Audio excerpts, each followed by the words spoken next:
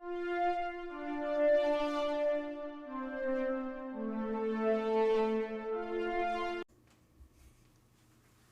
are happy to announce that this episode of the SWW Show is partially brought to you by Humble Bundle.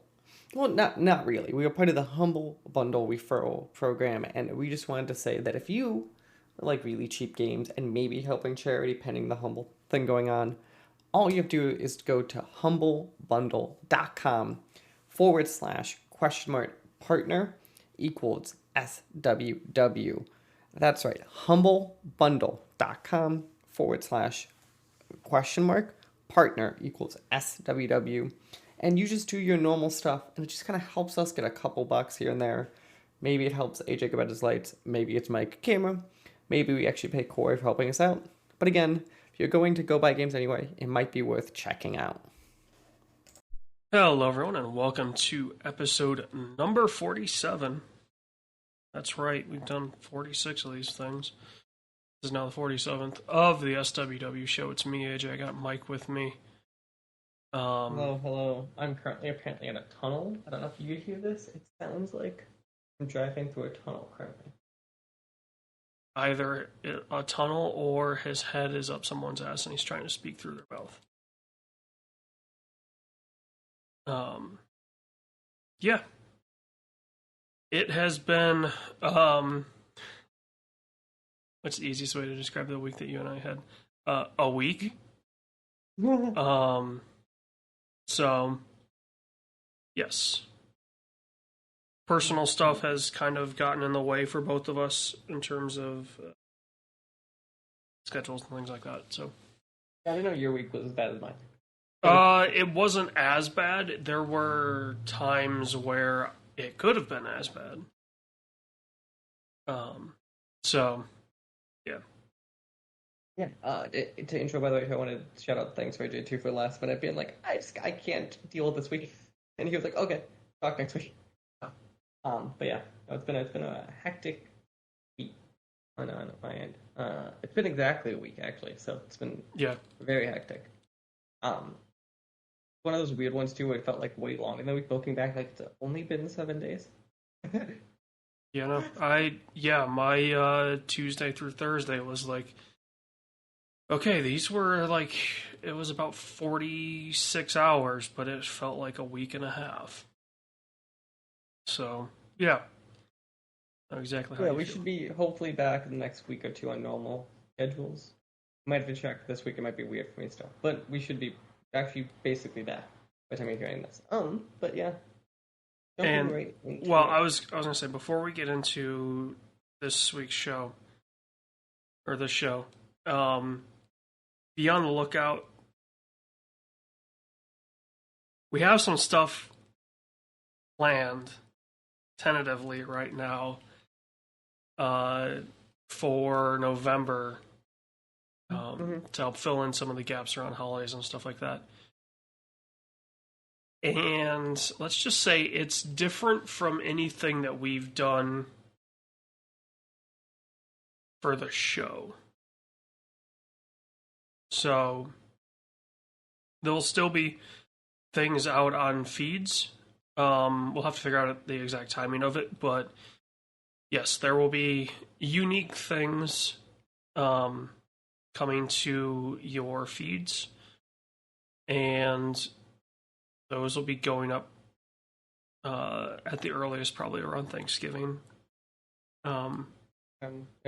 Just kind of depending on schedules. So, yes. Yeah, no, just expect, like usual, the tail end of the year is always weird schedule-wise because holidays and stuff. So it's a little different. Yeah. To start us out. Let's see, we've played a few things. I think we should shout out the thing we both have on the list, or you don't, but we both conceptually do, which is Rumbleverse. I know we've talked about before. I'm still enjoying it. I think AJ is too. I think the thing I just want to shout about it is it's not PUBG level bad, but there's definitely, I think, some growing pains there that we keep running into of like bugginess or mechanics I don't fully agree with, or like how fast your time is to get someone up. A good example of. Yeah. Fun, but I think there is And also, I'm still not fully sure how this item shop works. I'm gonna be objective here. Yeah. It's not the. It's a little confusing. Yes. Yeah, I'm having fun with it. I don't necessarily agree with a lot of the reviews that I've seen about it that are like, "Oh, this thing's awesome. It's like an 8 or a 9." I'm like, "It's a 7 at best." And a fair 7 if I'm being objective.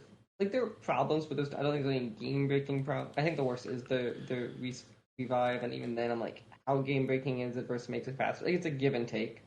Yeah, there's a lot of stuff. I think everything around that game visually is as good as you're going to get for the art style that they went for. Mm-hmm. Right, kind of that Fortnite-y, lower poly look. Mm-hmm. The visuals of the game are great. And it's, for me, the things that pull it down are all gameplay.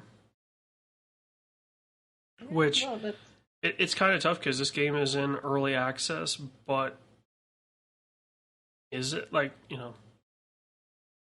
what is early access anymore, right? Like, I was gonna say it is the age-old early access question. Like, what is early access? it's Rumbleverse is a lot different from DayZ standalone, right? Where DayZ standalone was in early access for I think 7 years. There were 15 people working on that at the most. Rumbleverse has got Iron Galaxy behind it, which I guess is probably on the team 80 people, 100 people. Like I don't think it's the whole studio, realistically. No, but you can also chunk. you have a pool of probably 300 or 400 people that, if needed, you could pull from. You're not going to pull the whole crew, but you can't afford the whole crew just because of the way yeah.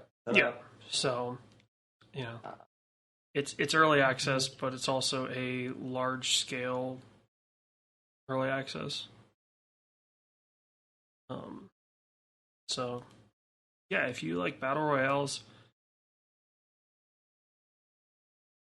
I guess here's the easiest way to describe Rumbleverse, and if you're gonna like it, if you like Fortnite with build mode, where stuff is way closer, like it's a lot of close quarter stuff. It's not, and it's a lot of verticality. Obviously, there's no firearms. There are projectiles that you can throw at people, but you're throwing them like 15 feet at most. So yeah, if you love PUBG or even Apex for that matter, but don't like the close quartersness of Fortnite build mode, you're probably not going to like this game.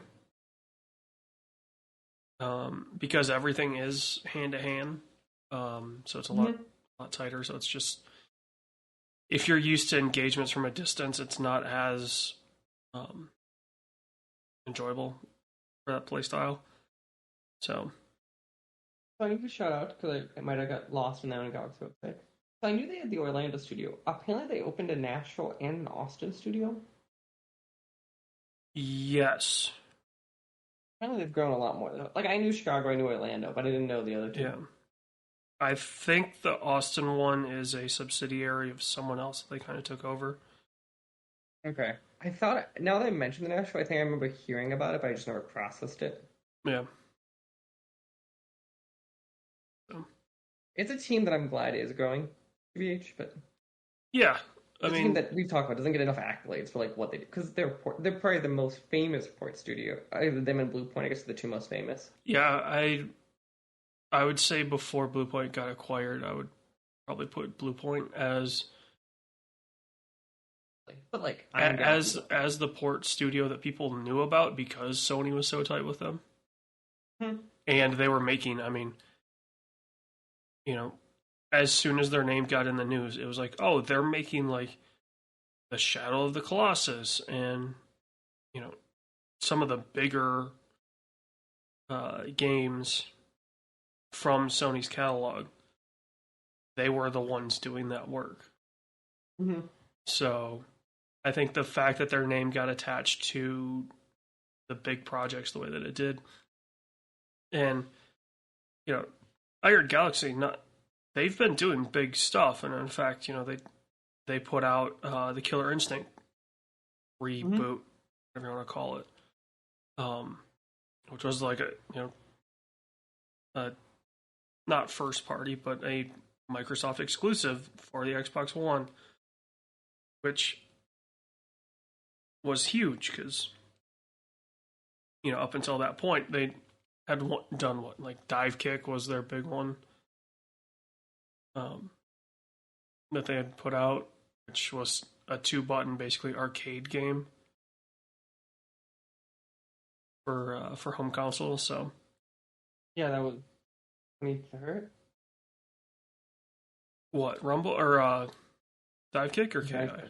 Mm-hmm. No, KI was 2013 because that came out with the Xbox.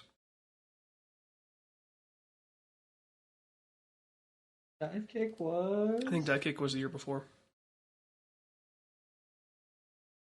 2013 on Or was it Steam. Looking at it. On Steam? Mm-hmm. I thought it came out Mm-hmm. on something before that, but maybe not. I got my own Dive Kick because of IGA events. I got a code sometime, like one of the game dev events. It's a thing. That's me and Humble stuff. Like, oh yeah, I guess I have this, don't I? There's a pretty good chance that if it's made in Chicago, it's in my Steam library. I just don't realize it. Yeah. Yeah, that's one first. I gotta ask. So, I think we've been talking about Forza. Do you have anything new you want to talk about on Forza? Or is it kind of the same? No, I just put it on there because I streamed it recently, and just plugging away at that. I kind of talked about in the last stream that I did with it who the game's for, and it doesn't veer away from that at all, right? Like Forza Horizon it's the game that you always hear critics getting into it and be like, "Oh, this is awesome." You never hear anyone playing it. Yes. Yeah. No, I have. You're like, okay, yeah, like the Forza games are great, but you need to play them because they're kind of one-trick ponies, but the more recent ones are. Call of Duty syndrome, I would argue, more like where I know it's the same game. Well, it's not even that. It's not even Call of Duty syndrome. There have been three Horizons since the last Motorsport. Mm-hmm. So, and the next Motorsport is a reboot of the franchise. It's not even like another numbered. It's not 8. It's just going to be Forza Motorsport, which that's the one that you need more time with because you need to learn the tracks and things like that. Whereas Horizon's just like, oh yeah, you can just kind of hop into it and screw around. So it's like better way to describe it. I don't know. There's really no comparison in the same way. Something fun? What do you kind of? Yeah. I mean, I still have fun. It's kind of a job at this point. Like, oh, I need to make sure that I get my weekly stuff up high enough because they're still releasing new stuff through that, new vehicles and things like that. So it does keep me going back. I think as soon as I hear that they're done with Horizon 5 content, I'll put it down. And probably never go back to it. because that tends to be the path that I go down. Sense. Like, yeah, it's sort of a game that like I understand the conceptual of like, oh, it's fun to go back to, but at some point it is kind of the same thing over and over and Yeah. over. Yeah, cool. Uh, You want to talk about something that's the same thing over and over and over again? go on. Rogue Legacy. Sure. So it's a 2 for 1 this one. So I'm playing Rogue Legacy 2 a bunch more because my Steam Deck finally came in. So I wanted to shout that out. You're not using you're not using your Steam Deck for your hentai. Yeah, not publicly. Why did I just blank on the virtual novels or whatever? What are you talking about? I don't remember the technical. Yeah, I was like, I know there's a term for it. Visual novels. Yeah, visual novels. No, I'm not. I'm not doing that. I apologize. I know you were excited to see if I was, but no. So yeah, 2 for 1 Steam Deck. I mean, I'm really enjoying the Steam Deck. It is. I think it's surprising how long this battery lasts. I know it's heavier than a Switch, but I still could think those complaints are overblown, which you talked about. The only thing though, so they had an update like 2, 3 days ago. Let's see, started like getting a little weird for like half hour, but then it fixed itself. So I don't know if there's some sort of weird like on the back end they were doing things type stuff. But does it update as frequently as the Steam PC client does? Yes, but they're manual pulls, so it's not just a like okay, they're updating, so you're screwed. So it's like your game will be fine type stuff. Yeah, because I feel like any time that I open the Steam client, which is roughly one to 4 times a day, it updates every time. I'm like, oh, I agree. I'm like, dude, I had it yesterday where I updated it. It comes back up. Oh, there's an update. I'm like, so you're telling me you pushed an update in the 10 seconds from when I clicked update the previous time? Come on, guys. Is there a problem? No, I want to shut that up. Yeah. But otherwise, Rogue Legacy 2 also, it's roguelike. It's Rogue Legacy with a lot more. And I think still my general review of the game. So I really like it. I don't think you're starting with a new in Rogue Legacy, but I think if you really liked Rogue Legacy, it's a game that 100% is worth checking out. Because you never got into it, right? Rogue Legacy? Yeah. I probably put like 5 hours into the first one. Yeah, well, I put I think a lot more. Like it's the same loop. Like it's very much like when people talk about this, when you want a sequel, it's more of the same. It's totally one of those. But I think the difference than the other things when we get more of the same is this happens once a decade versus like the Assassin's Creed or the Call of Duty being every year the same. Yeah. That's kind of been my.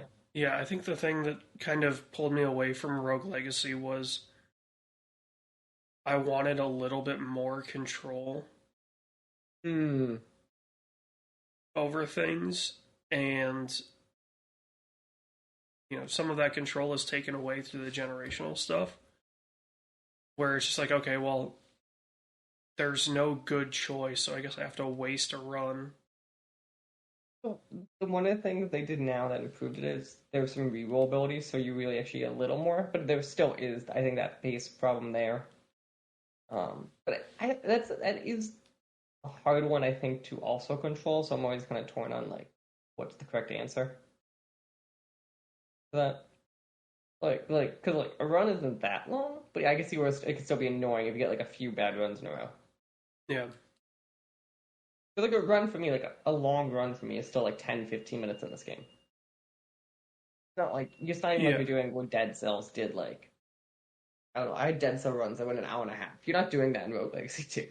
Like that's not this game. Yeah, no, it's just for me. It was always like, okay, I gotta. And I think part of it too was like if you get 3 to 5 bad rolls in a row, like I just don't want to play this right now. Because you just Yeah, like eventually reach especially that breaking point of, okay, I'm past my one or two more that I said I was going to, and I've made zero progress. for me, I think part of it is, and I played first focusing on the Vita, so it might be the same kind of thing to me. I'm like, oh, it's the middle of the night and I woke up and I can't fall back asleep. I have a couple of between meetings. Like I think it's a really good game for that, and especially being now on like a thing I just open and close on whim. I think kind of lines it up to me really nice. Like I think on a plane it would be a good game for me because I'd be like, oh, I don't care if I half space out during this run because I'm killing 4 hours or whatever I'm doing. Yeah. Yeah, I wanted to shout it out. Obviously we had the guys on the show twice, so I always like talking to those cellar door people.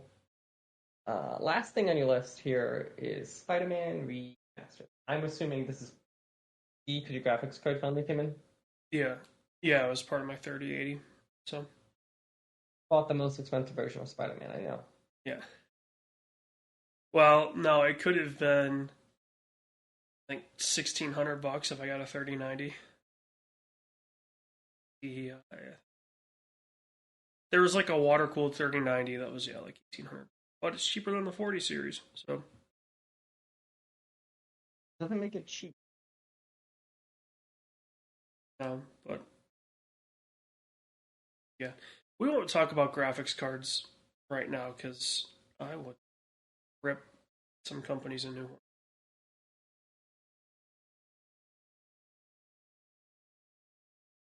On to stuff we've Yeah. watched. You got to explain yourself here because Which one? I know what all three of them are. I'm just wondering why. Which one? All three of them. Okay, so let's start with my list. So Clerks 3. I saw the Fathom event. So it's just they did Clerks 3 in theaters for like 1 week at the Fathom event. Yeah. Um, it's Clerks. I like Clerks. I actually think it might be better than the second one. That's not hard to do. Sure.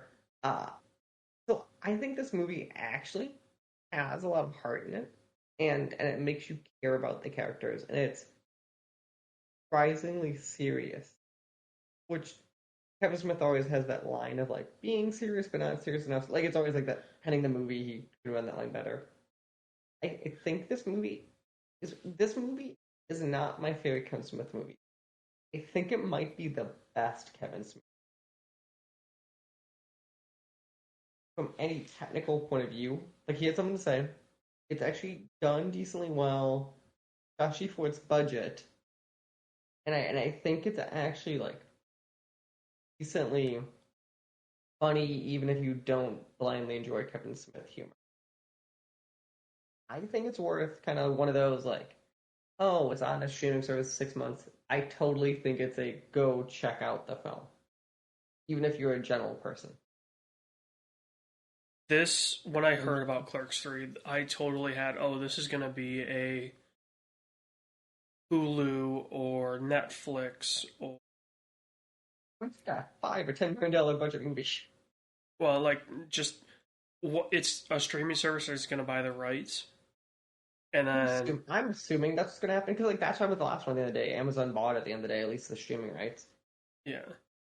So I was like, whatever, like, cool, you're going to make a third Clerks. It's going to do gangbusters on the streaming service the first 2 weeks. And then it's going to drop off the face of the planet. It could be enough, but to be honest, that's been most of his career. Is the like find the now I think that's at least the last 10 years has been like here's his very specific fans and then kind of run with it. Yeah, his last 10 years he's been making stuff for Kevin Smith fans. He's not making Dogma, right? He's not making Clerks. Mm-hmm. Jay and Silent Bob is for Kevin Smith fans. Clerks 3, I think generally might be legitimately. I think it could be mainstream enough as Clerks was. That would be tough, just because the world was such a different place when that first Clerks came out. You know what I mean? Like there was there was an ability for these very cheap films to be stupid successful, right? Like Blair Witch, Clerks, El Early Mariachi. Tarantino stuff. Yeah. Well, no, I'm talking like things that were made for like less than 10 grand. Wasn't Reservoir Dogs something stupid cheap? I think it was like 60. Still, like, It was still cheap, yes, but it wasn't these like it wasn't Robert Rodriguez. never mind. We were both wrong. Reservoir Dogs is $1 million. It's way That's higher than that that's other. still cheap. I mean, Sure, but I meant compared to films we're talking about. it's not Robert Rodriguez being a test animal for pharmaceutical drugs while he was at UT to fund El Mariachi. It's not Kevin Smith maxing out as many credit cards as he can to make Clerks. And I totally agree. I just think there actually might be something with like Clerks 3, and I'm not going to be like, the other two are like, I enjoy them, but I'm not going to be like, there's a mainstreamness or could be to them. But I genuinely think to Clerks 3 there could be. I think that's the difference. I guess it might succeed in kind of today's meme culture of, hey, there's this movie with all these people that are famous now, but here's where they actually became famous scenario. Or, the franchise that got them famous, or however you want to word that. Like, yeah, there's a lot of that going around right now. There's been, and we'll jump into my second one kind of the same time. It's interesting. I heard a thing, and I think it's true. The last 5 to 10 years, there's been a fundamental shift in Hollywood where it seems like executive people and decisions actually seem to understand why franchises were successful and realized how to modernize them because of that. And the next one on my list that I watched the most recent season of was a good example of like Cobra Kai, where there is something to this series that it's dumb, it's insane, but it's kind of like how like when Creed came out and they modernized Rocky, they understood something about the fundamental base series and found a way to keep it going. Where they go back to dumb sequel films 5 years ago, that wasn't true. Always kind of I think it's a fundamental shift. We don't even have to go back that far. I mean, that most recent Bill and Ted, right? Like that's a good example of like they didn't understand the franchise. They thought they did. Also, to be fair, I don't think the most recent Matrix understands the franchise. Yeah, But let's not. The most recent Matrix movie doesn't exist. to be fair, there's only one Matrix film. Yeah. Is that fair? There's okay.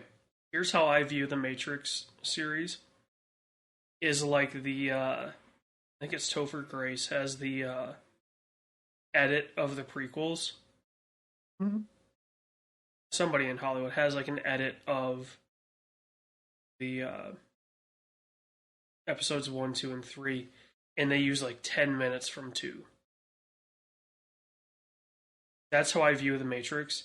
There's one movie, and then there's the open to 2.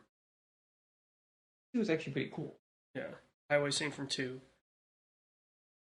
and that's it. So Matrix 2, I think you could scrap like 30 to 40 minutes of a really cool short film. The issue is the rest of that film. And then we don't talk about the third Matrix. I think you could make Matrix 1 like I don't know what its runtime is, but make it 20 minutes longer. Take some of the stuff from 2 and put it. Oh, I think that also could fix problem too. Because I think when people when people think of scenes from the Matrix, a lot more people picture stuff from 2 with some of the bullet time stuff than they realize. Like the very Yeah, much of like Neo and the look stopping. That's a two scene. yeah. I don't think like if people put in Matrix One, it's really not. Like you turn fully into like a god into. Yeah. So I do agree there could be something cool, but like at the tail end of one, kind of flash forward at 6 months or whatever. But yeah, but we just didn't need other films. You don't even have to do that because the highway scene takes place in the Matrix. Hmm. So you could just tack that on to the story in the Matrix, and you basically that's all you do. Like you fit that into the story of Matrix One when they're in the Matrix. You fit the highway scene in, and you don't touch anything else, and you make Matrix One 10 minutes, and then you have one Matrix movie. Boom, done. I just fixed the franchise. So, speaking though of a franchise that needs to be fixed, the Fast and Furious franchise. So to clarify, you've seen Fast Nine already, right? This is not your Yeah. first time seeing it. No, Okay. I literally watched this about 2 hours before we started recording. I was like, I have like 3 hours to kill. What do I want to watch? Oh, Fast Nine's on HBO. So are they in space yet? Yeah, this is the one where they go to space. I meant like when where you paused it. Oh no, I finished it. Oh, okay. It's only like 2.5 hours. What's your problem with Fast? So Fast Nine, I'm not gonna be Yeah. like good movie, but entertaining movie. Oh, it's absolutely entertaining. But it's shut your brain off entertaining. Like Han comes back, the whole shebang. What? Yeah, I guess my main problem is like they were they realized that they fucked up with 3, right? And I think part of the problem with 9 is something that started way before. They realized they fucked up with 3 in killing Han. So then they were like, everyone loved Han. How do we bring him back? Let's go back in time. So then you have 4, 5, and 6, I believe, fit in between 2 and 3. Mm-hmm. And then you have 7, 8, 9. And I guess part of the problem too, right, is like obviously Paul Walker's dead, and that's one of your core characters through those first several movies was Paul Walker's Brian O'Connor. Hmm. And you make a big like ensemble film with Fast Nine, and you don't have probably the most famous character from the franchise. Now, they did try to hint at the end that he was still alive. Hint. What do you mean a hint? That was a god. Well, they show a car drive up. They never say who, right? But it's in R34 in blue. It's Ryan, right? Or it's supposed to be. But yeah, I don't know. That movie is just like the action scenes make you need to shut your brain off. But they want to try to tell a story, so you need to have your brain on. Hmm. So it's not enjoyable at all. Because We're it's like, ignoring entirely how nonsensical those villains are. yeah, it's like, okay, we want you to pay attention because we're trying to build a story. But then here's a car basically firing a grappling hook and parkouring. But then there's a story. And you're like, Mm-hmm. all right, just no. I was glad to see, obviously when the movie first came out, right, it was awesome to see all the characters come back. Because there were, like, I was really hoping that, why can't I think of the actor's name now? The guy that played Sean from Tokyo Drift came back in this one. Name. Right, yeah. Not Lucas. Maybe. Anyway, I had really wished that they'd kind of hitched the wagon to him. Because I thought he was a great character in 3. I'm like, there's the future of the franchise. And they never brought him back. Until 9. And he's too old now. Yeah. Right? Like, he is too old to be the head of your franchise. And it just felt so unfortunate.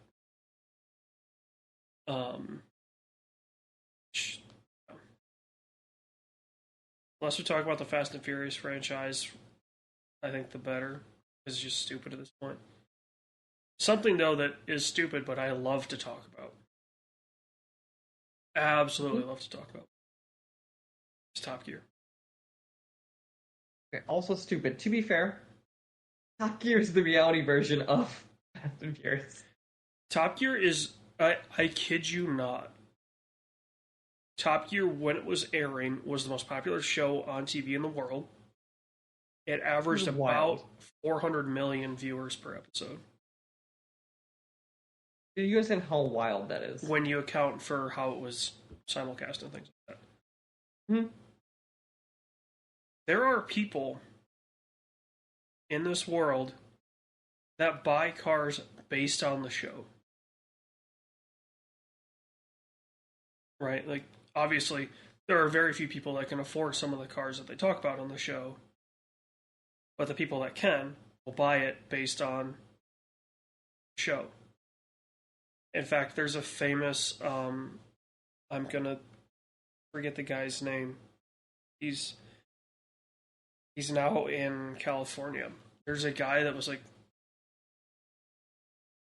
he was going to buy a supercar because he's a producer on a movie set and he made a bunch of money and now he's like, I need to buy a car. Right, to fit in. And he talked about he watched Clarkson, I think it was, drive a Lambo. He's like, that's what I'm going to get. The guy had nothing other than watching the show to influence his decision. He didn't do a test drive. He didn't do anything. He went in and bought the car. He sold it like 6 months later because he realized how shitty they are. But yeah, this is a show that even people that aren't into cars can enjoy. Because they do some ridiculous stuff. In a weird way, it's going to sound really weird. In my head, this show occupies the same space that Mythbusters does, but this is just for cars. I think this is more to do with our ages. Because that's totally true. It wasn't just me. Right, like our formative years were Mythbusters on Discovery, Top Gear on BBC America, and whatever else you wanted to watch. Right, like, because, I mean, obviously you and I are, how do we put this properly? Nerds. Especially when we were growing up. And so those were the shows that we liked, right? Like, we liked watching Mythbusters because it was interesting. You liked watching Top Gear because it was ridiculous, but then it was also interesting. You're like, oh, I didn't realize that, I never thought what would win in a race from London to Austria, right? Public transit or Ferrari. Right? I never thought about that, but they did it. I found out. Or I never thought about the punishment of riding a motorcycle from the south of Vietnam to the north. Or I didn't know about how difficult it would be to drive from eastern Iraq to Bethlehem in a convertible sports car that you bought for £5,000. You both. This is the best part. You know, like they did stuff on that show, much like MythBusters. I was like, I never thought about that. That's impossible. So, staying on the MythBusters track second, how much do you think the rise of 3D printers and like Raspberry Pis are people who grew up watching that show? I'd say that Venn diagram is a pretty damn good circle. Well, like even though you talk about that and we say it's actually part, like it is those same discussions, but like I know you, but I know how many of those people now who are like, well, now I have these things and I go make dumb stuff, like not to any scale, but like go like Right. I go 3D print some dumb thing or try this dumb thing. I'm like, it has to be a circle. Maybe not a full circle because MythBusters occupied kind of that same lane as Top Gear where they were ridiculous. So there were a lot of people that loved to watch MythBusters because they wanted to see stuff blow up, or they didn't care about the science of it or the myth really. They just wanted to see the absurdity, which is what Top Gear was, right? People didn't care. Still to this day, people don't care about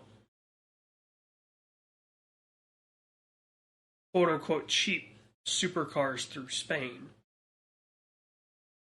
Right? But seeing the trio, the original trio, I guess it's not the original because they had Jason Dawes, but the trio that everyone knows and loves, driving a Ferrari, a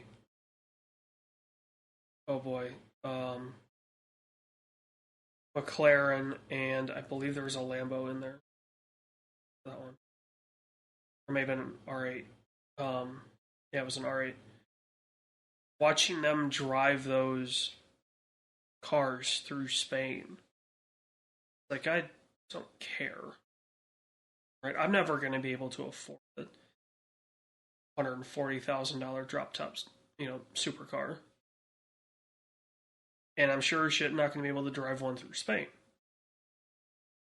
But the fact that the three of them found an abandoned airport and skirt around all day was awesome. So it's one of those shows that, especially if you grew up watching it, it's just so much fun to dive into an archive and pick a random episode. Right? It may be something that you do not care about. Or, it could be their trip to find the source of the River Nile, or building a bridge in Burma, or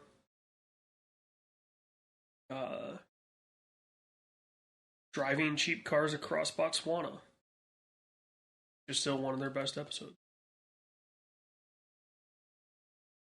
So, yes, like I said, I can talk about that for hours.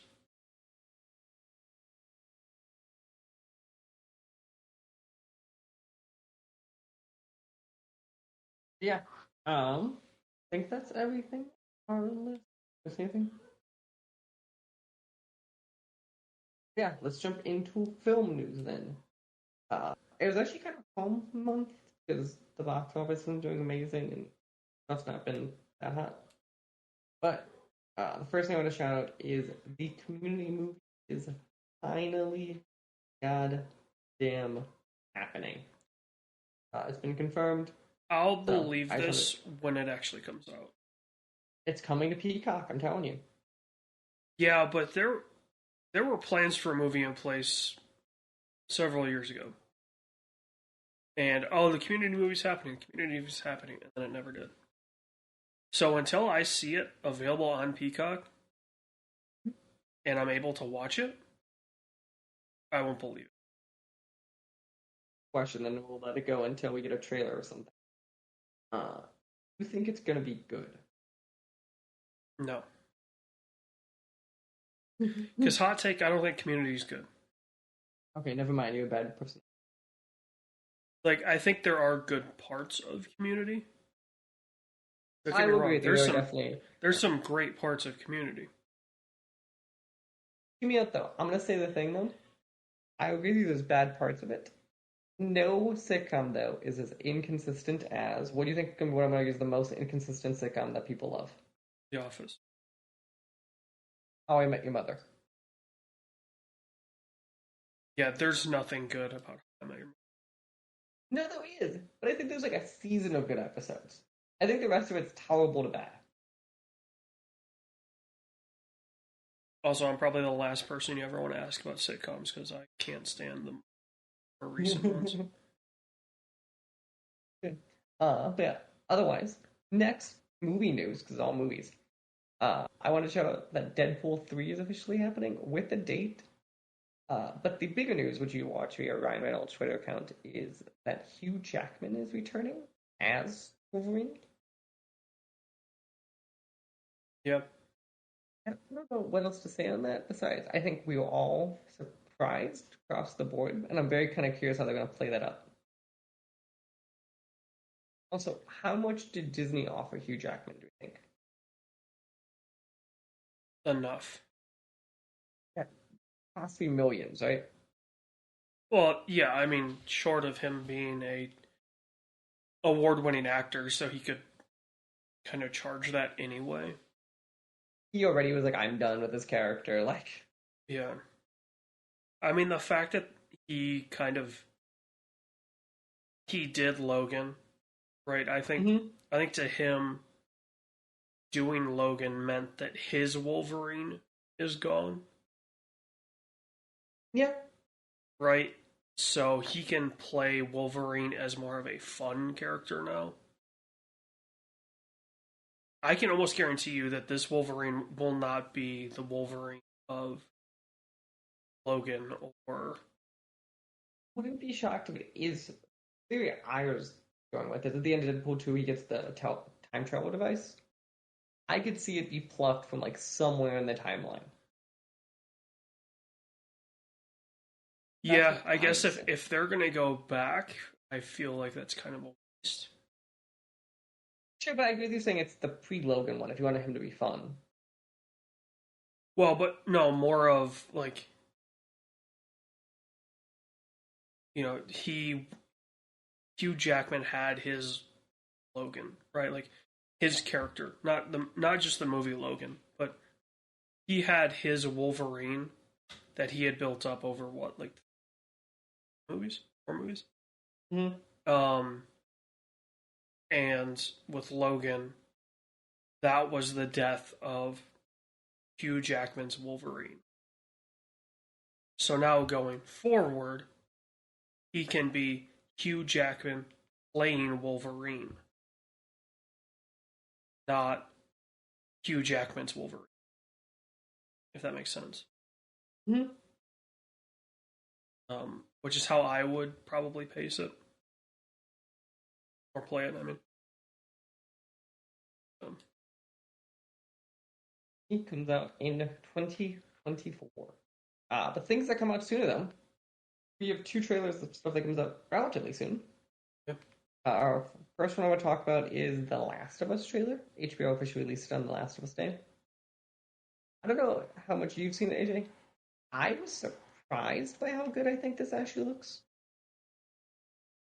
And yeah, I think the thing that will make or break Last of Us is the costuming and the character design. It looks legit so far.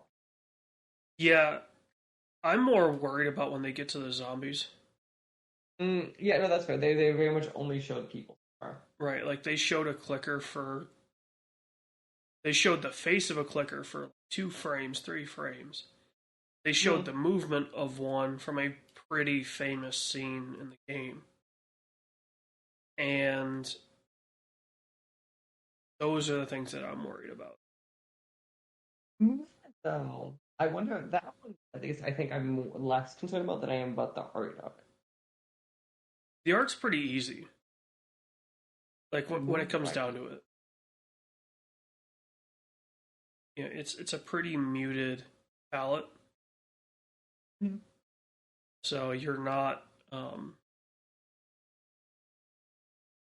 you're not really gonna have to deal with like, oh, I need bright neon signs or things like that. It's make something. It doesn't have to look great because it's gonna go over to set design and get covered in mud. So Keep an eye out. That comes up next year. And then the cautiously final optimistic trailer. is probably where I'd put myself with that. I think that's probably where I'm at. Cool. And then lastly, when you talk about Glass Onion, which is the first of three sequel films to, I think, 2019 surprise hit in, um, wow, why can't I think of the name of the film? You said Knives Out. 2019? It was fall 2019. Shit. Like, I'm correct on this. Sure, it was older than that. No, it's fall 2019.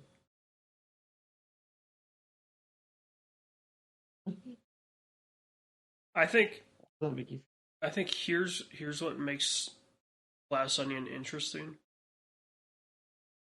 Are they gonna try to do a Death on the Nile style thing of it happens on a boat?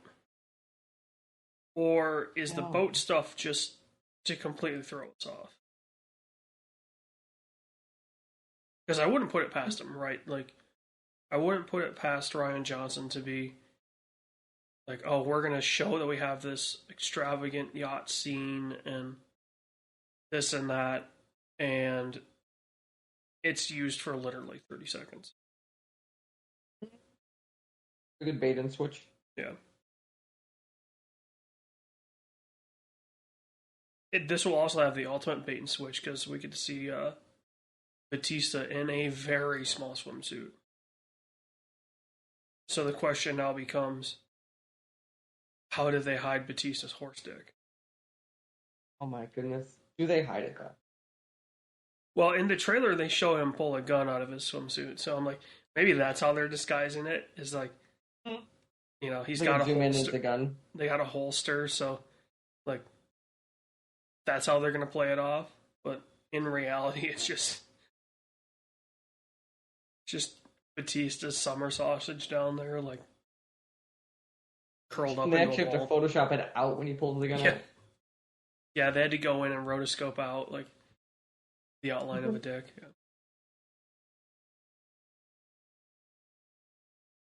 Another one I think optimistic too, but I'll be very curious. It's annoying that it's on Netflix. At least for me. It was Amazon Prime. No, these are the Netflix ones. Because I think It's Death on the Netflix. Nile was on Amazon. That's probably what it. Yeah. I don't think it was an Amazon produced thing, but I believe it came to Prime first.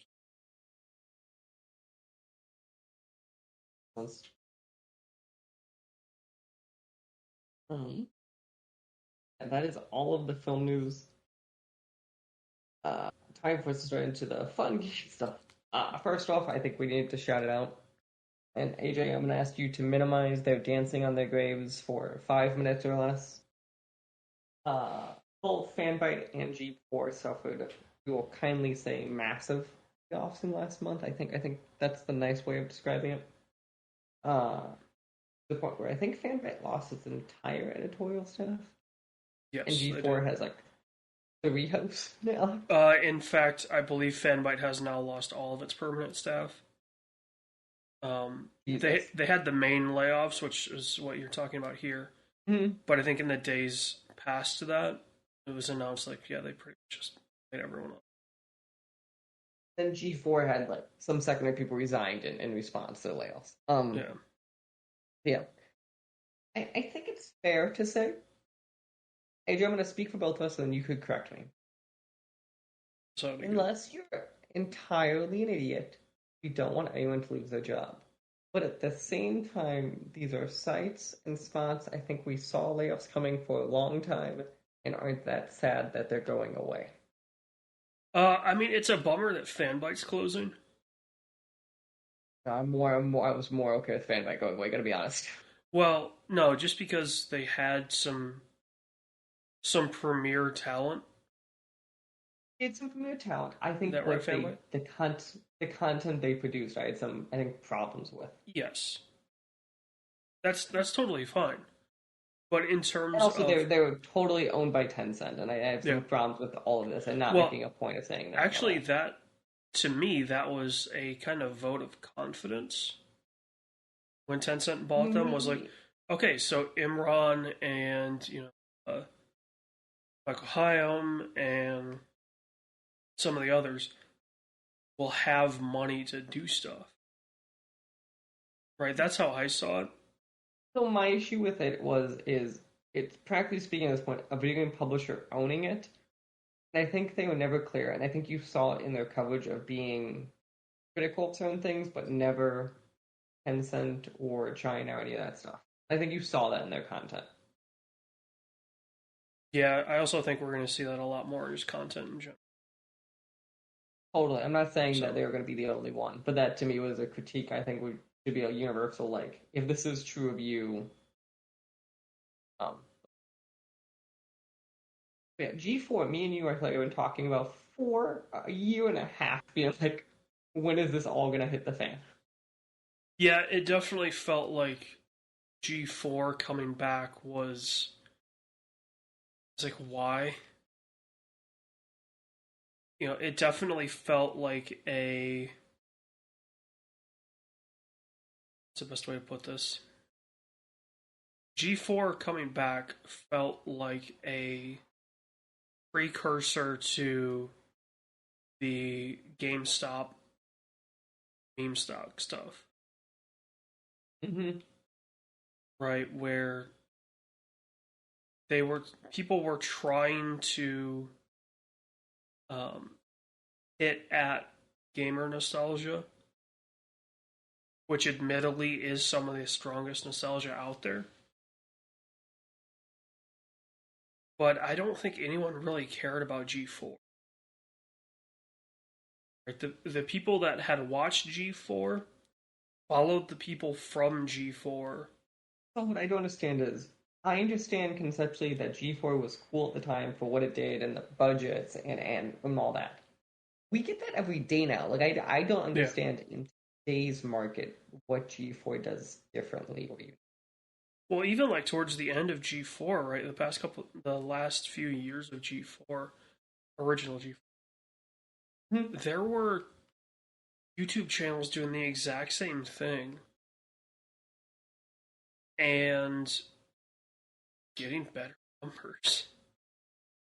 That was the beginning. I feel like now I'm saying, especially with coming back, I'm like, I truly do not understand what I mean, any person in if budgeting saw. yeah, if G4 coming back was just like, oh, it's gonna be a YouTube channel, and it's gonna be Mm-hmm. along the lines of like a kind of like a greatest hits style YouTube channel of We here, kept it to a staff of 5, 10 people. yeah, Like, yes, like but it turned into a staff of like I think it was like 80 people laid off. I'm sorry. A well, crew also they that brought it back to TV, which is probably the vast majority of that staff. like, I like in my head, like what? Why? Like all of this, I'm just like I don't understand. Well, and when they brought it back, it wasn't G4 of old. Mm-hmm. It was old G4 trying to be young. I'm gonna say that the thing too. Besides a few people, I legitimately did not know who 2/3 of their staff were. You could have Like, given me a list with pictures, and I could have gone through that list and probably named off 4 or 5 people. like, to me, it's very, and maybe that's a discussion more of how fractured the landscape has become. But like, I'm like, people are like, these are big people. I'm like, they are.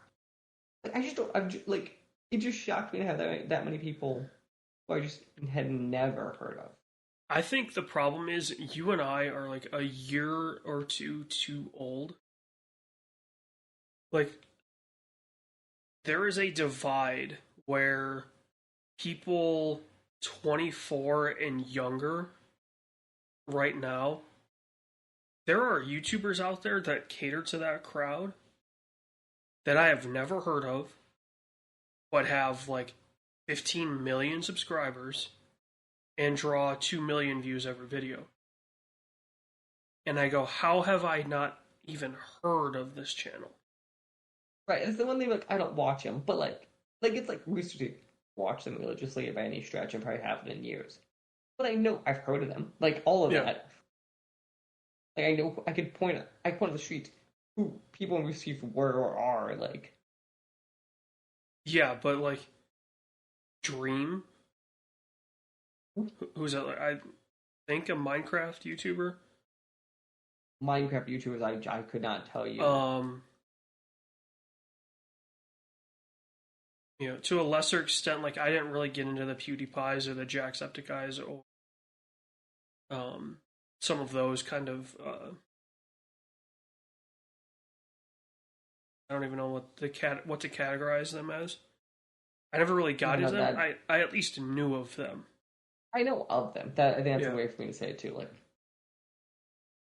but there's some where they're like, "Oh yeah, they have 5 million YouTube subscribers," and I go, "Okay, like that's a great number. Who are you?" Right? it's the SpongeBob episode where Patrick walks in to nod his family. Goes, "Who are you people?" Like, it's that. It's not even that. It's wait, how did this divide happen? Hmm? You know, like there's. I want to know how that divide happened. Because you and I are on the internet enough and dealing with YouTube and things like that enough that we should know who these people are. Or we should have at least heard of them. That's kind of at the very least. That's what my logic of it too is. I should at least know of you, even if like I at least have heard of you. Yeah. So. But you know, some of the people at G4, good riddance, I guess. Obviously, it's a major bummer for some of the people that thought they were going to make a big break out of this. And like, there are some people I think work there who are what I've heard or I've heard of. Like, I'm like, no, you seem like not like ever there. But this is one of those. Yeah, it's kind of like a.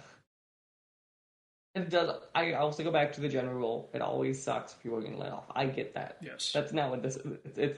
But there's certain people we're usually more okay with than others. Yeah. Definitely. Speaking of layoffs and disbandments and end of organizations, though, do you want to take the lead on this next one? I'm trying to think of a way to respectfully. I think you're about to do the more rude version of what I just did. The team behind Disco Elysium has dissolved. I guess or at least the like main people that we thought of in the team are gone. Yeah. Who were also part of a creative that was the same name as the studio. People are sad about this. I don't know why. Which, if you remember, me and you have roasted them a good chunk. Yes. In our lives. Yes. And like they made a thing that people liked. We were making fun of it's the Len and it's the all though. Yes, we are making fun of.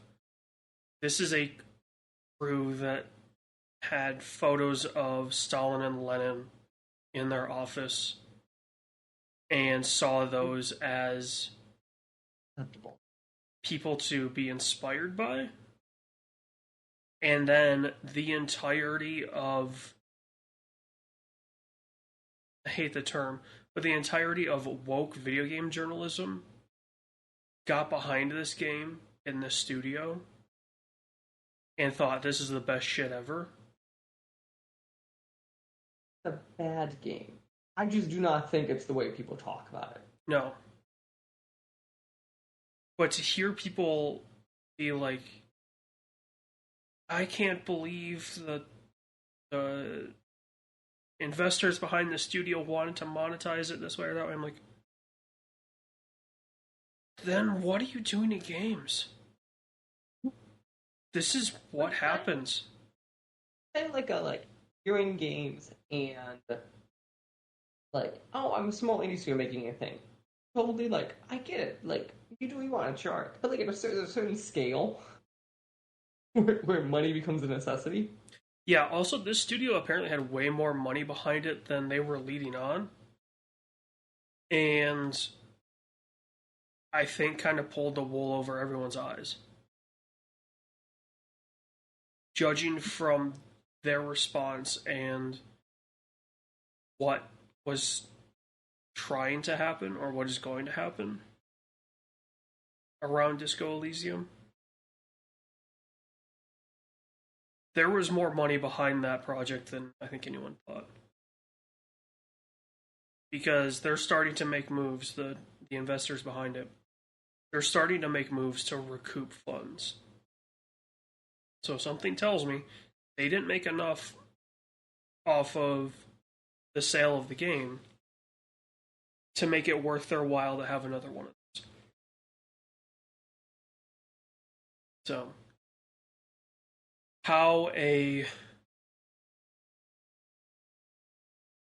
I guess to put it bluntly, the fact that a studio was going around praising communist ideas.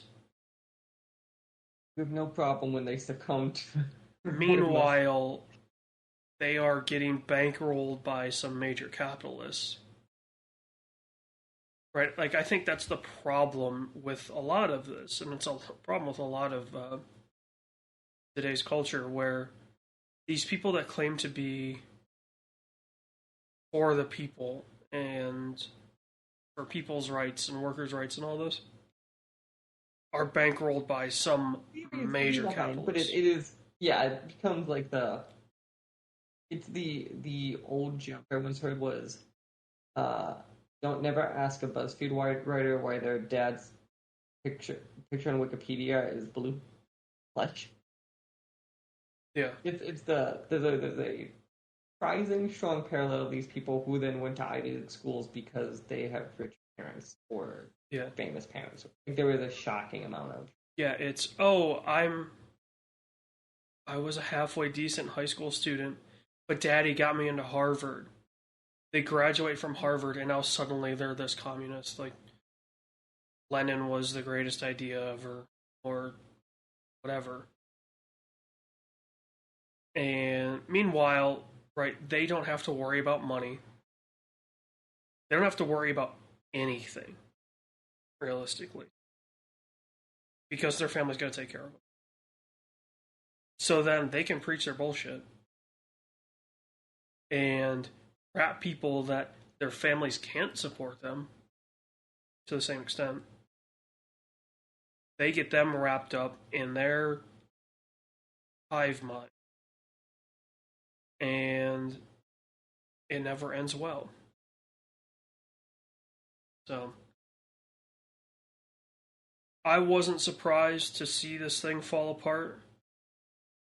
This whole thing, I'm honest, like, I knew the game exists, but I forgot the whole, like, how the team got restructured. I forgot all of that was a thing. Yeah.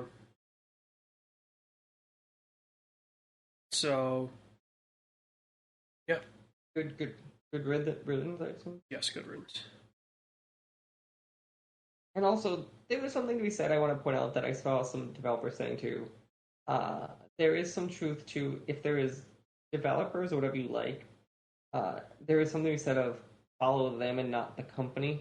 Like when they Yeah. like kind of like put your faith in creators, not the company. Like that's probably actually a valid thing I saw that like totally makes sense, and I think is a good kind of way to say to people. I mean, the perfect example is coming out later this year. It's Glenn Schofield, Mm-hmm.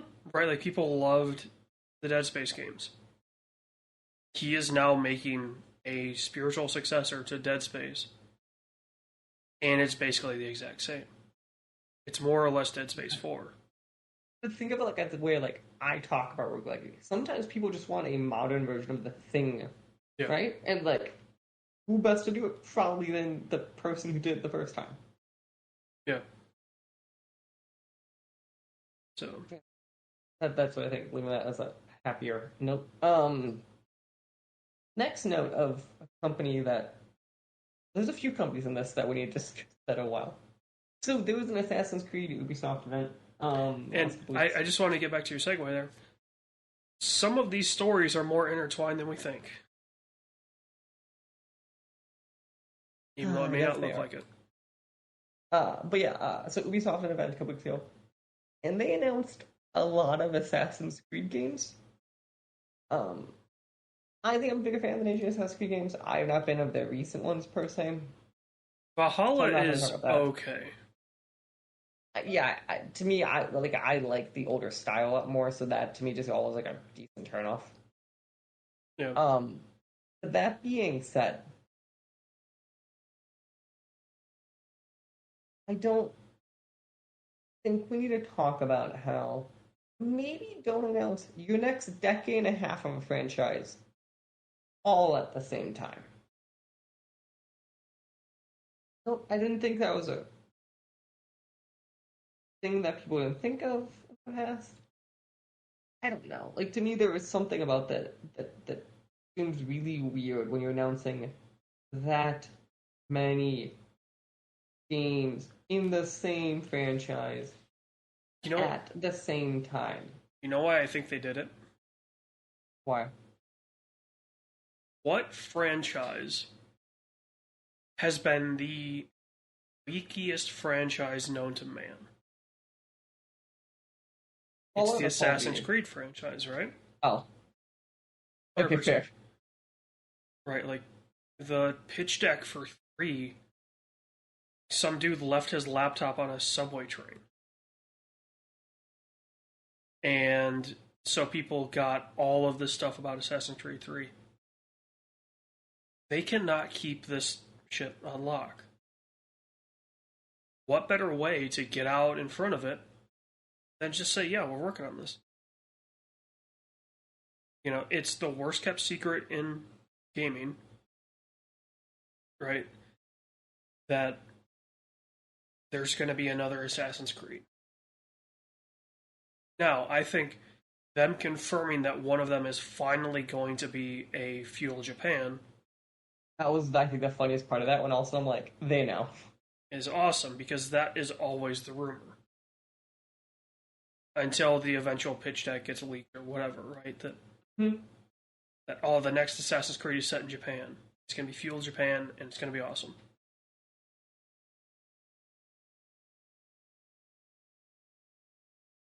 Yeah, I think.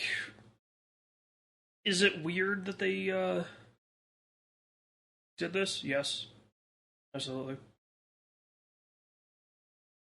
Can I respect it? In a way, yes. I think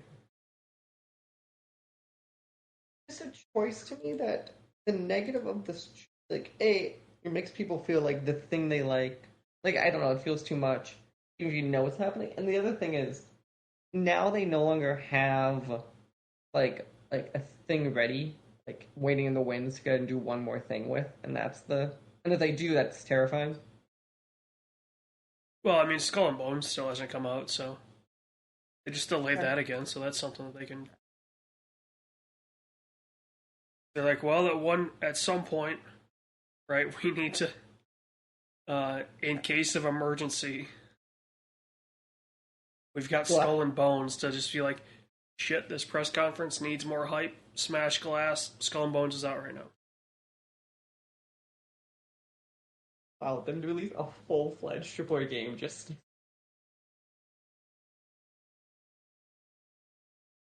I mean, Skull and Bones is done from all accounts. It's just Speaking of it needs the more polish. leakiest of ships, AJ, I think it is time for us to discuss what might have actually broken the internet for a solid 48 hours. Which is, holy shit, the leak of GTA 6. And now with the kid's arrest, Yeah. apparently the leak was way worse than we thought. Get source code for GTA 5 and 6, He had the entire source code for GTA 5, which would include online, I think. yeah, but to be fair, considering how old they said the code bases were from, yes, but that could probably shift enough over time that five's more of you probably have a complete thing than online. I mean, unless, I think the building blocks for online stuff is in there.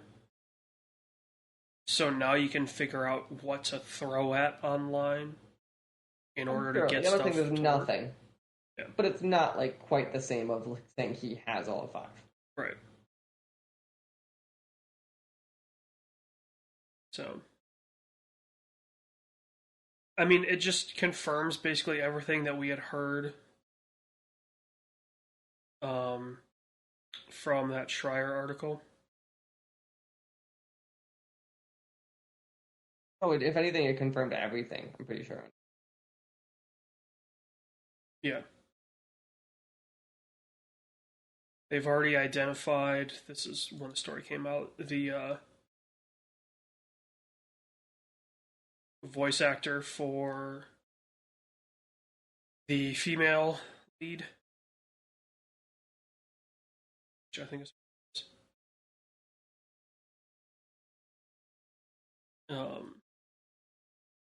and obviously this blew up the internet because it led to I don't think any game has leaked in this big of a way.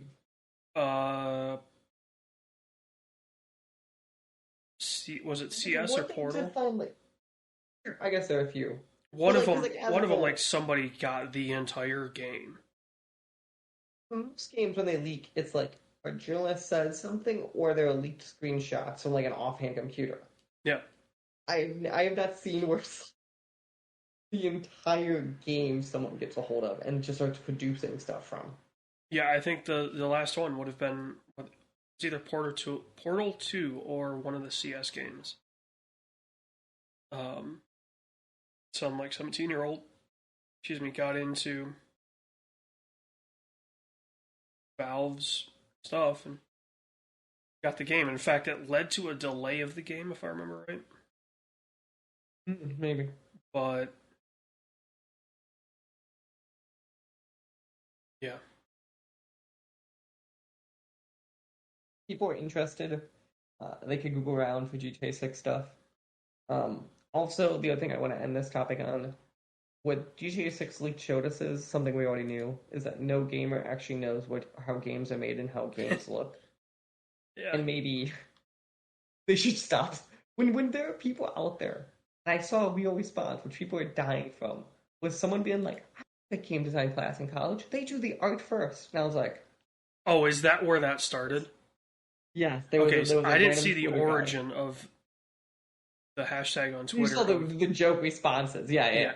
No, but that's where it came from. When someone said they had one game design class, and the thing they learned was art's done first, and it's done in the first 6 months.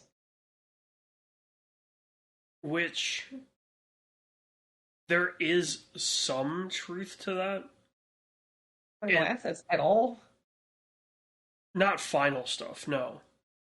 So if you're going to say there is prototype assets in some time period or testing stuff, sure. But this guy was trying to say, art is done, artists are not done now, then we go make game. Yeah, no. Maybe some previs art is done. totally. This level could be blocked out at this point, or a version Yeah. of this level could be blocked out. That art is nowhere near the version of complete at all. Yeah. Speaking of other things that apparently no one knew what to do with, um, Google Stadia, effective next year, is just done. Yeah. Not what's more wild to me is they said they're refunding every purchase ever on the platform. Makes sense. All they got to do is turn on AdSense for everyone's YouTube videos for like 5 minutes, and they'll make back everything that was spent on Stadia. No, they had a million sensitive. The other thing that I'll be very curious how much dev relations Google just blew up is there were people who were talking about how they had approved Google games coming out later this year, Oh yeah.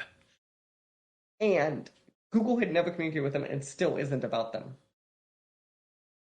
Yeah, I think this is where like major tech corporation shouldn't be running game stuff And then, because like, where Microsoft understands Xbox lets them do their things enough. It's just like, Google's like, well, we just turn off the faucet. What is their problem?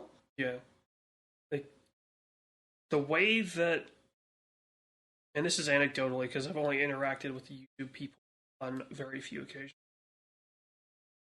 The way that YouTube just kind of is like, okay, this is happening, then next week something else is happening. Like they don't tell you until like your rep is like, this is what is happening. So it doesn't surprise me whatsoever that they didn't communicate at all to studios that Stadia was shutting down. Communicating, like, to, like, people you publishing on your platform. Yeah, I don't know. I will say, I think now, since it's not going to be a thing anymore, I can officially say that the best controller ever made for a console, the Stadia controller, because it's perfect for PC. What it does. I have to say the other thing, too. It always shocked me how much Stadia, like, actually worked. Like, I've always been Yes. surprised. Yeah, the tech is awesome. Hmm?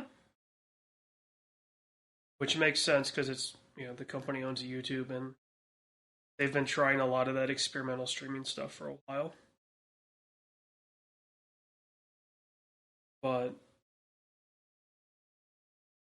yeah, it'll be interesting to see.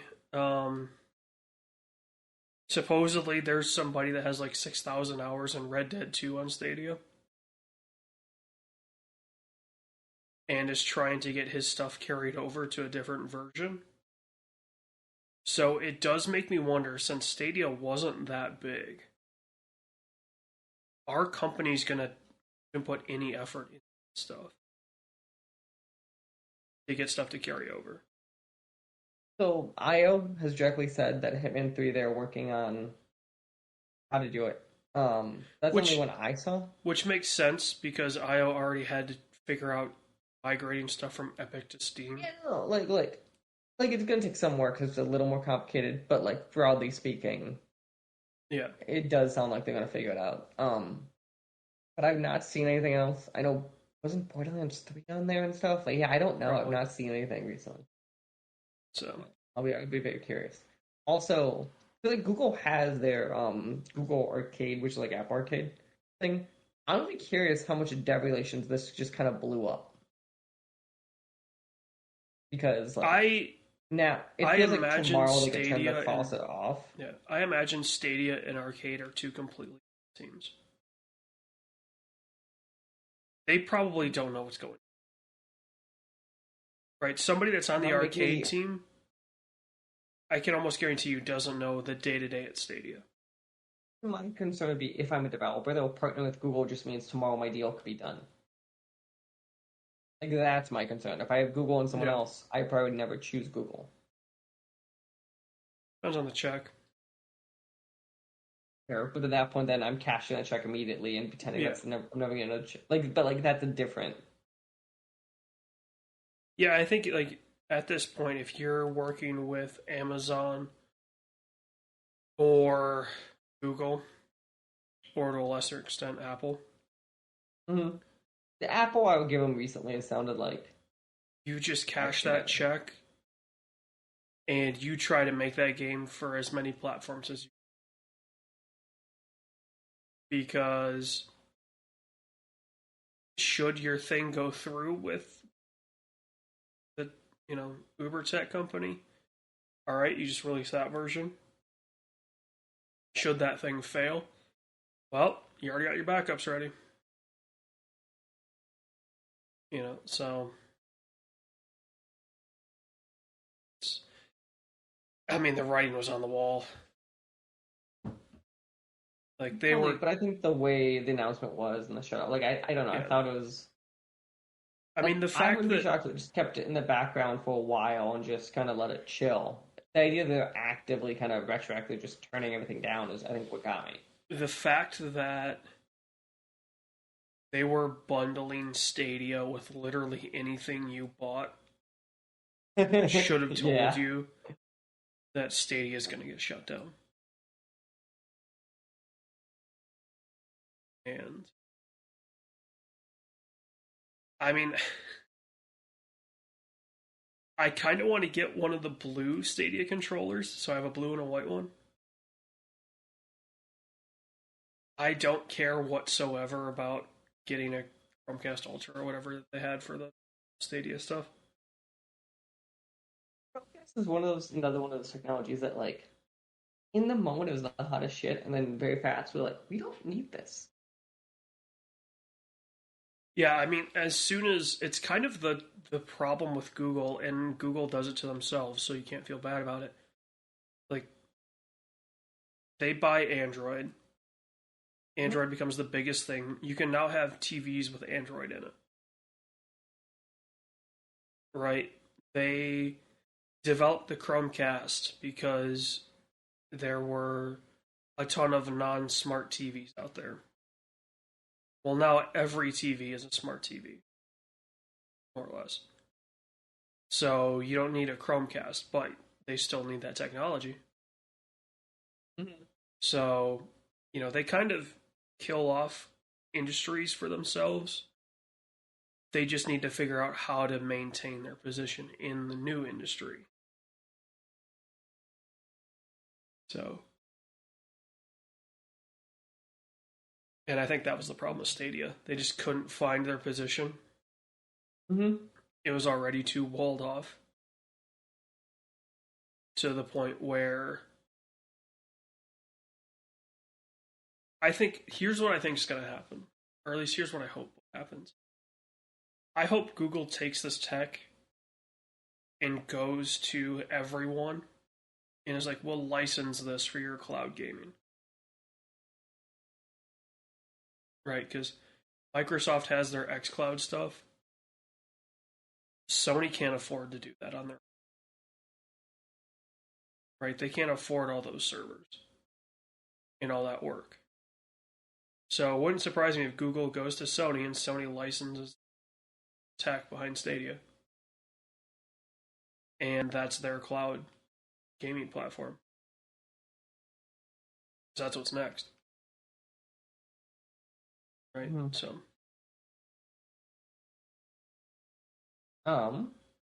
Next story we got. I wanted to shout out this story that Matt Booty did an interesting interview um about AI and artificial intelligence and stuff of um oh, was this the QA could be done by AI? yeah. I think that's really interesting. Like, obviously, yes, you could push that stuff through to AI. And in theory, it speeds up the process.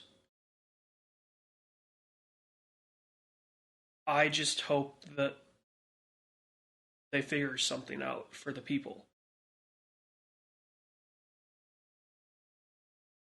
And my question will always, I'll be curious, kind of the speed at which that happens, because like whenever you see that stuff, a lot of times it's like a transition type thing.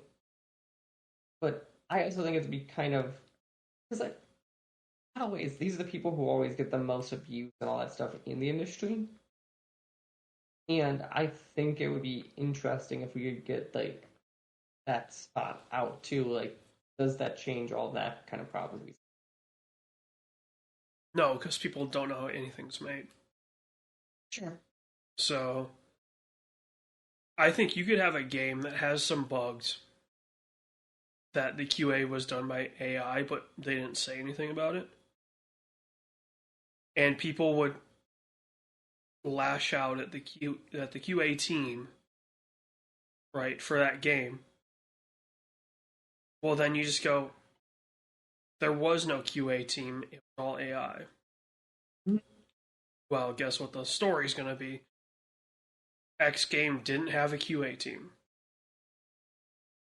Right? The story's never going to be an AI Q team. It's going to be the game didn't have a QA team. So, Other stories, I just want to kind of fly through them going for a while. Just so everyone's aware, there's a new Iron Man game coming from Motive. If you're interested, it's on the EA website. Sony now partially owns From Software. No level of like true ownership is like 15%, but it's I think something to keep an eye on. And Quantic Dream has been bought. But there was one big story left, AJ, for us to talk about, and that is oh, you mean the story tied to Assassin's Creed? Yep, no, that's by far. Yeah, so there's a couple stories here. Basically, Halo Infinite lost a bunch of creative leadership. The got her name. The person who led 343 is no longer there. And yeah, Bonnie Ross is leaving. It's Bonnie Ross. That was her name. Apparently, like that was already scheduled. Didn't know that. I'm not saying there's all I'm not saying there's all connect, but like this is kind of like the big view of it. And the stuff I wanted to shout out then is kind of the big stuff. Why is oh so no, with Halo Infinite, I whiffed on that connection. It's Jade from Stadia who worked with Assassin's Creed. but I was saying, not Bonnie. I was like, yeah, I was like, oh, it's Jade worked at no. The other female CEO. With that in mind, though, yeah. So Halo Infinite co-op is canceled. Forge mode delayed. Season 3 is delayed. They have probably 1,000 people working on this game, and I wanted to shout out the article on Time's Guide, and I think it's probably valid. Is 343 Industries can no longer be trusted with Halo, and it needs to go. AJ, has there been a bigger clusterfuck from a first party, and I'm gonna give the asterisk, besides the Master Chief Collection, which should have been the worst flag because this was the studio's first game. But has there been a bigger clusterfuck besides that from a first party ever?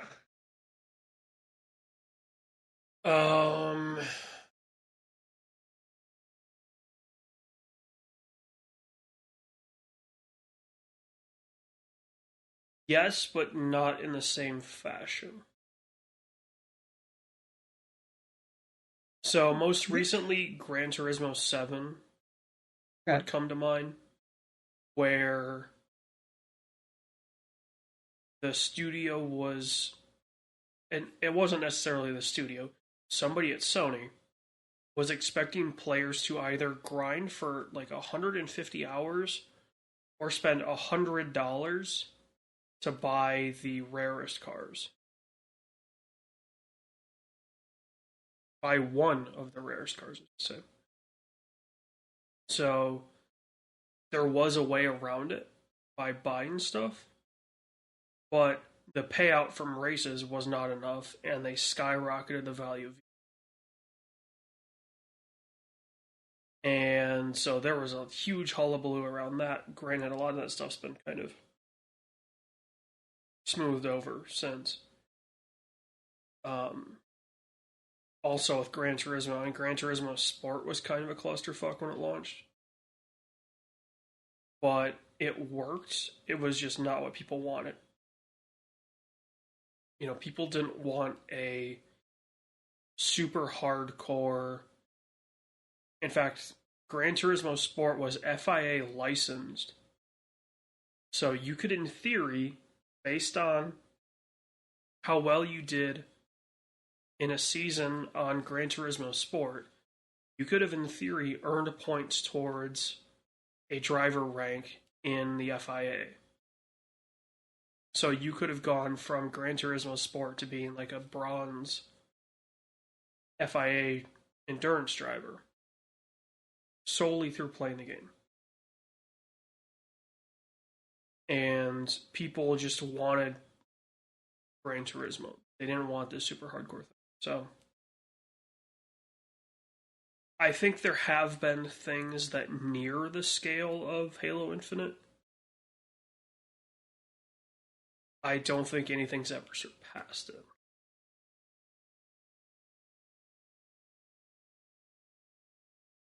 So many studios on it. Short of maybe MAG.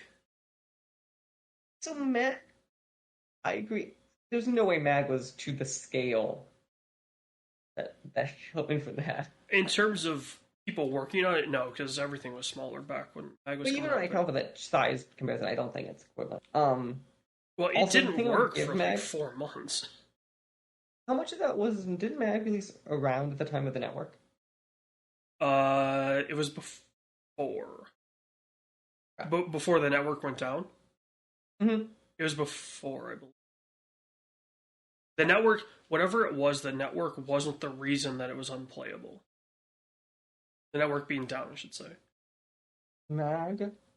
Just so everyone's aware. Oh, yeah, it's January 2010 it came out. Yeah, so it was after. Zipper's second to last game, though. But there were so many issues with that of, like, the 256 player count was so big, and they didn't have an AI or, CPU stuff at the beginning, so people were just waiting and waiting and waiting. And then they'd get in and the game would break. Or they'd try to do something and it would crash the entire server. So it would be multiple iterations going down. Because one person threw a grenade on a crash bench or something like that. You know, like, there were things that broke MAG to the point where it never got as big as it should have been, and that's what ended up killing it. I think the shit show that is Halo Infinite will go down as the reason that you never spin off a studio specifically for one game. Yeah, I think that is my general takeaway on this too. Is it's one thing to say to me, a studio has a franchise and then we give it to a new studio, right? Kind of. But so another franchise, Gears, has the initiative. That worked though. Yeah, but Gears is not, at least, I guess it's not as high as it was praised, but this is a different type of not. Like, I think the Gears group kind of put faith in Microsoft for, we can spin up a studio and then give a franchise to that studio. And Gears happened, and it wasn't as big as other Gears, but I don't think it was the studio's fault. I think it just had more to do with people were done with Gears. Honestly. And along comes 343, and they're like, hey, we're going to do the Master Chief Collection, and everyone's like, this is awesome. Everything in one. Sounds like a genius idea. Oh, absolutely. and then they're like, shit's on fire, yo. To this day. Yeah, to this day, I think there's still like, there were issues where I think because it's like 9,000 or 10,000 gamer score,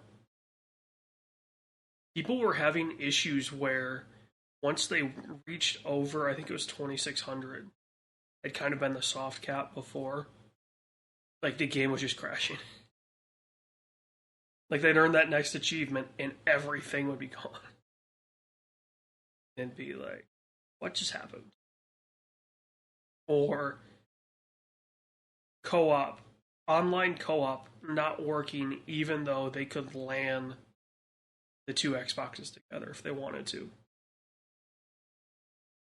Like, there were just some major oversights, and maybe it's because the studio had a little bit of a longer leash, or they didn't have the people in place that they needed to. Yeah, I think Halo Infinite could be the reason that 343 no longer exists. Master Chief Collection should have been the first moment, but yes. I would say I think a lot of people gave them more leeway than I did with Master Chief Collection, just because it was such an ambitious project that a lot of Halo fans were just like, as long as it exists, we'll be happy. But then it reached a point of it didn't work. It existed, but it didn't work. It's like, man, you gotta have that shit work. Otherwise, there's gonna be riots. And what's sad about this, we both enjoyed it. There's just not enough there. With Infinite? Yeah. You enjoyed it. Okay. My problem is when you and I streamed it, we streamed, I think streamed it a couple times. One of the times we tried Big Team Battle. Right. It was so empty. It was like you were playing on a Battlefield map with 16 players. And there's 3 vehicles for the entire map. Like, well, I guess I'm walking. And it had the PUBG problem of you'd walk for 20 minutes, someone had a sight on you, and you died. Like, well, at least respawns quick. And then you get back to walking. You're like, well, I died again. Guess I'm back to walking. I'll be interested to see, because Halo Infinite, their problem is also it's such a big game. If Microsoft sunsets that game publicly, honestly, you want to know the sad part? Hmm. They could sunset Infinite. I don't think very many people would be angry.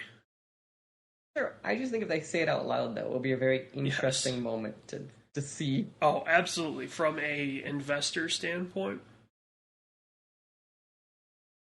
If you sunset publicly, you can actually Xbox be big enough to affect Microsoft stock. Yeah. Like normally they are, but they're not. Like no single action of them are, besides like buying Activision. Like there are very few kind of moments. Yeah. Where I think that could be a moment you could see their stock. The Master Chief Collection affected Microsoft stock, but effectively killing one of your major franchises. Mm-hmm. Yeah, that would hurt.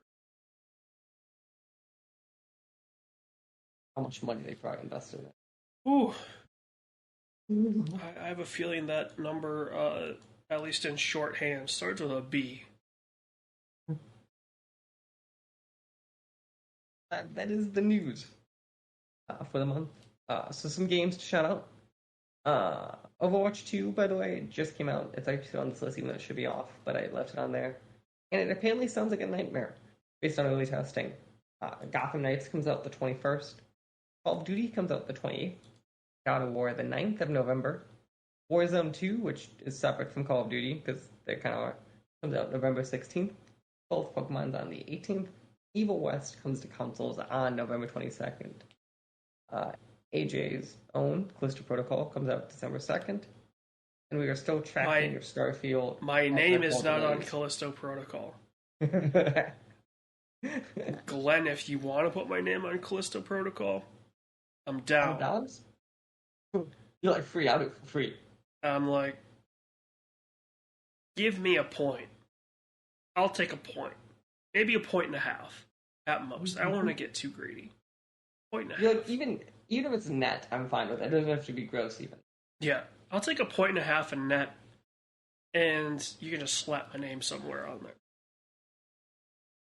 We'll sell 5 copies.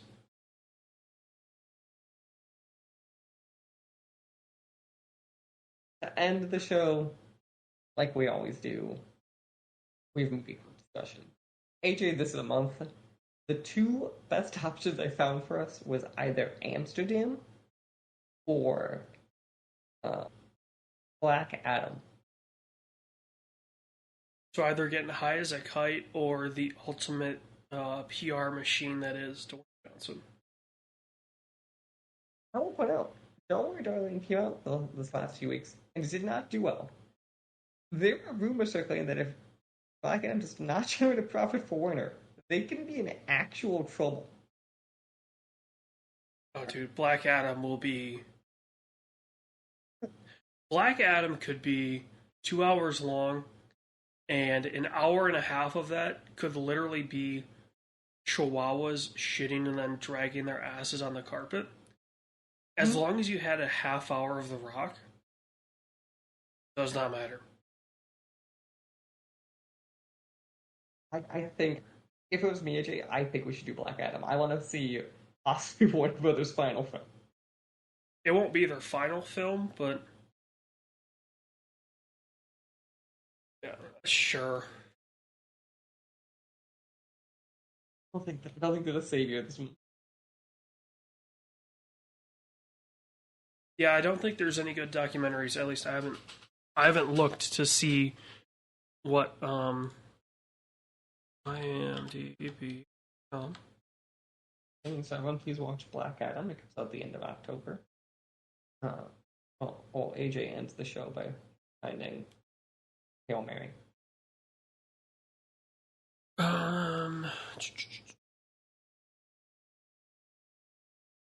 Oh, you don't want to see Lyle Crocodile? A decent cast. No, I do not. I do know that I did see stuff of that film, but no.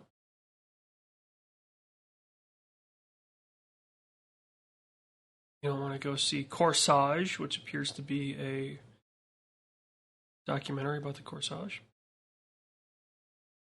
Or Halloween Ends, which is probably going to be horrendously terrible. Also, I don't like horror films, so I actually purposely didn't have them. I haven't heard good things about the more recent Halloween movies, so I would have said no. Fun, but that guy's having fun.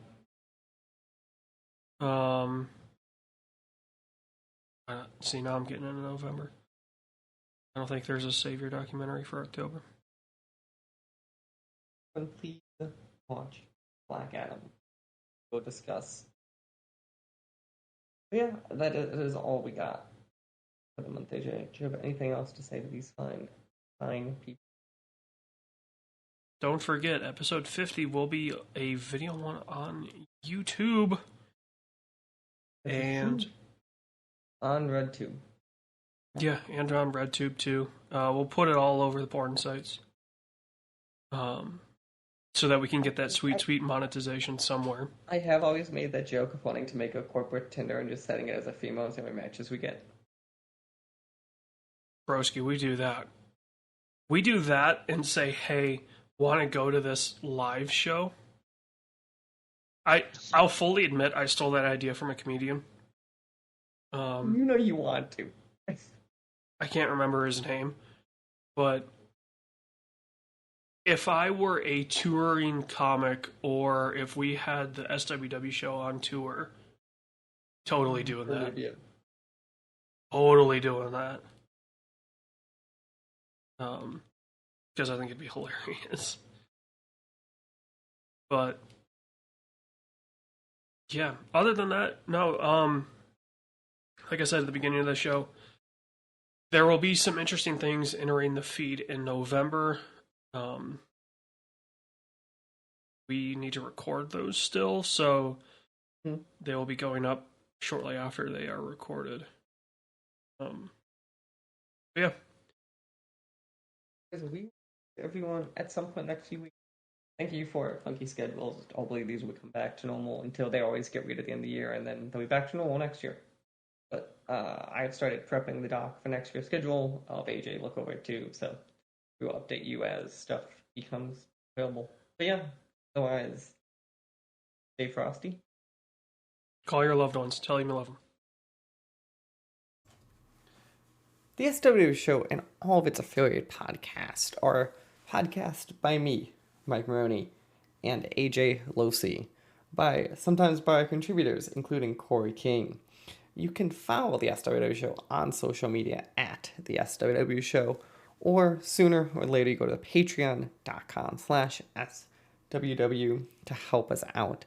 Thank you, and we hope you enjoy the rest of your day.